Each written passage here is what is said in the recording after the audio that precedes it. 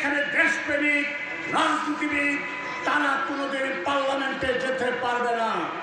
তাই আমরা বলেছি নির্বাচন এবং পার্লামেন্ট এমনভাবে করে তুলুন যাতে মধ্যবিত্ত, নিম্নবিত্ত, আমার গার্মেন্টস শ্রমিক, আমার কৃষক নেতা তারাও যেন নিয়ম মাফিকভাবে ৫,০০০ টাকা নমিনেশন দিয়ে এমপি নির্বাচন করতে পারে।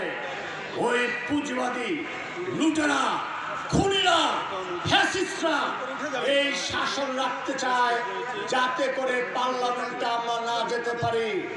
ওই টাকা, গাড়ি আর কালো টাকা দিয়ে যেন তারা পার্লামেন্টে যেতে পারে।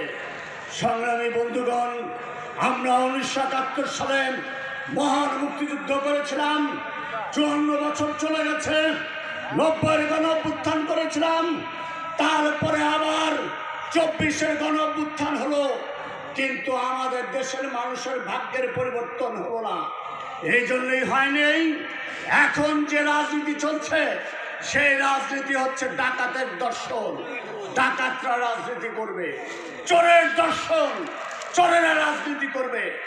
আমরা তাই বলতে চাই, আপনার বাড়ির ঘরের চাবি যেমন ডাকাতকে দেন না, চোরকে দিয়ে আসেন না, ঠিক তেমনি এই ফ্যাসিস্ট শেখ হাসিনার দল এই আওয়ামী লীগ চুরি, ডাকাতি, খুন, ছিনতাই, রাহাজানি, ব্যাংক লুট করেছে।